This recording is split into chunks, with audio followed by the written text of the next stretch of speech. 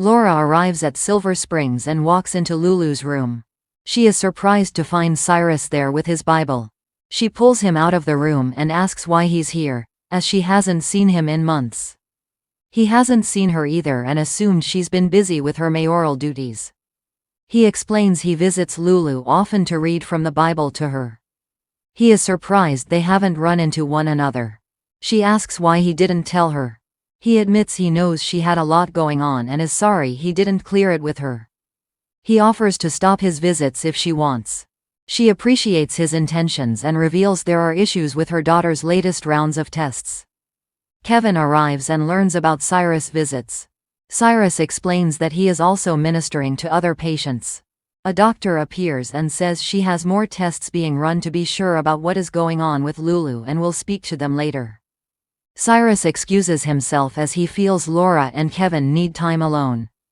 Laura and Kevin go in to see Lulu. Laura can tell by what the doctor is not telling them that Lulu is getting worse. She can't bear the thought of Lou living her life like this, so she has to have hope and be strong. Kevin embraces her and says to hang on to that hope and to him. The doctor arrives later with an update. She explains that Lulu's tests indicate her liver is compromised. If this continues, her liver will fail. Laura cries, "Are you telling me my daughter is going to die?" At the gallery, Ava calls Scott and leaves a message asking what is going on and where the pharmacist is. She tells him to call her back and throws her phone across the room. Nina enters and says, "I think you dropped something." Ava asks what she wants. Nina says she's carved out half a page in crimson for that artist she wants to promote. Ava thanks her, but frankly, she has more important things to deal with. Ava vents about being arrested for attempted murder, that her lawyer is Mia, and the FBI agent she trusted has his own agenda. She tells Nina to just say it, she has nobody to blame but herself. Nina admits she wanted to see her suffer, but not like this.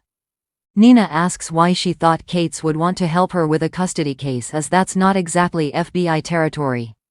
Ava relays how Kate's protected her during a confrontation with Sonny, and she threw in with Kate's when he offered to help her. She says all that matters to her is Avery, but now she's terrified that she made a terrible mistake. Ava says she now sees how obsessed Kate's is with taking Sonny down. Nina is confused, as that should help her case if Sonny goes to jail. Ava says she is still facing charges for Christina's fall and may be behind bars herself. Nina asks what really happened that day. Ava swears it was an accident. Ava cries that Nina knows her, they were real friends before she blew it. Ava says no matter how bad and selfish she is, Nina knows she'd never hurt a child. Ava explains that Christina came to see her after she was issued a subpoena. She says Christina barged into the room and was screaming at her. She says at some point she put her hands on her. Christina pulled back, tripped over some luggage and fell through the window. She swears she didn't push Christina and begs Nina to believe her. Nina says she can see this as a confusing situation, and things happen quickly. Nina knows life isn't fun when your credibility is shot. She knows a thing or two about that. She knows what happens when you mess with people's lives, resulting in nobody wanting to believe in you. She tells Ava she's a good mom, and if she sees Scott, she'll tell him that she needs him. Ava thanks her and says she's sorry. Nina replies, "Me too." Dante comes home and Sam hugs him. Sam asks if he can watch the kids so she can visit Christina at her mom's. Dante breaks the news that Christina is not at her mom's. Dante doesn't know all the details but tells her that Kate's arrested Christina and claims Christina attacked Ava, who is an FBI witness. Sam knows her mom is likely on this, and Dante reveals there is more. He tells her Laura let him know something is wrong with Lulu. They sit down, and Dante doesn't know what is going on with Lulu, and doesn't want to talk with Rocco about it until he knows more. Diane calls Sam to let her know that an emergency hearing for Christina has been granted.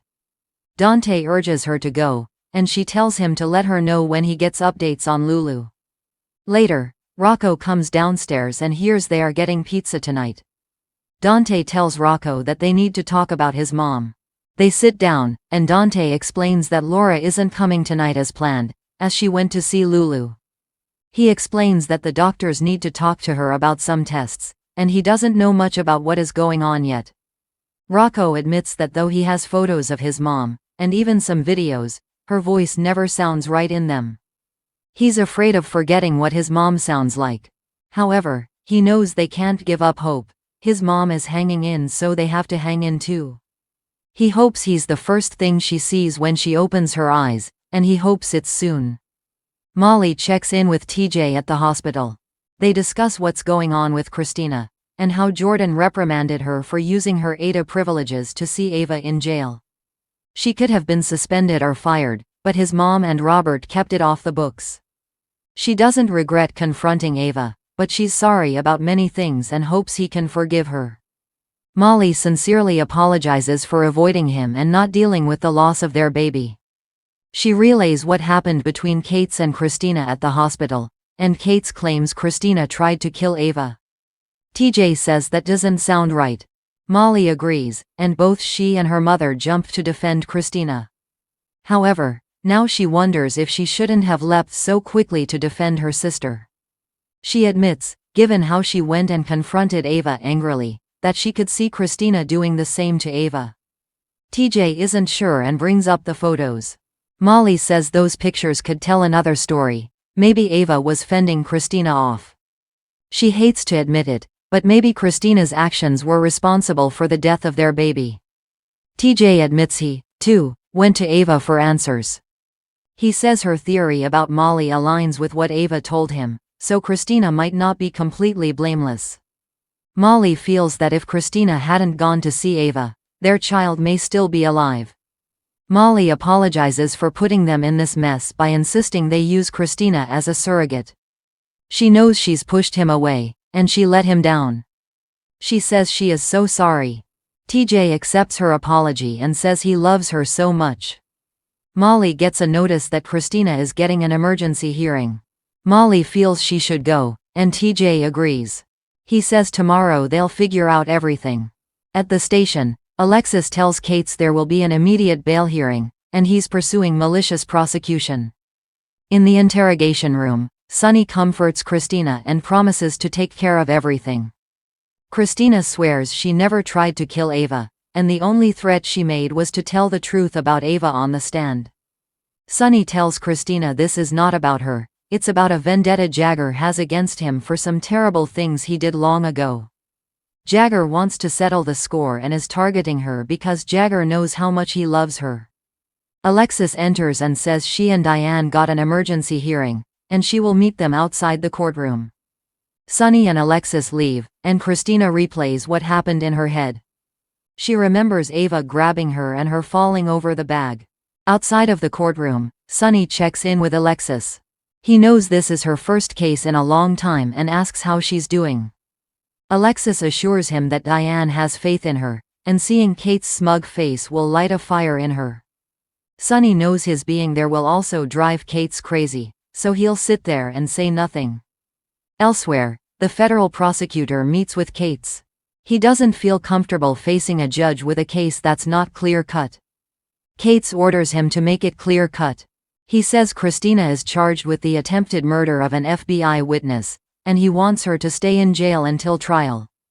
The hearing begins, and the judge is annoyed by the late hour.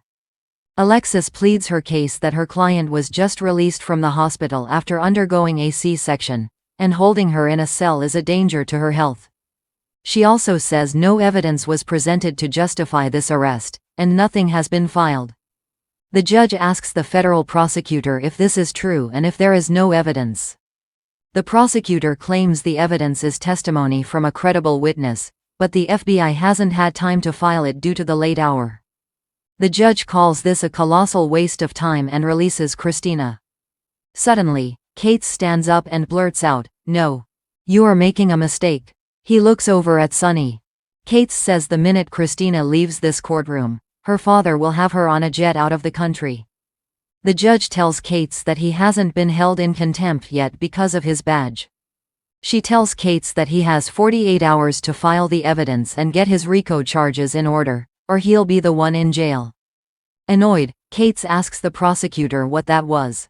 The prosecutor tells Kate he brought him a lousy case, and he needs to get his house in order, or he'll prosecute him and take his badge while he's sitting in jail.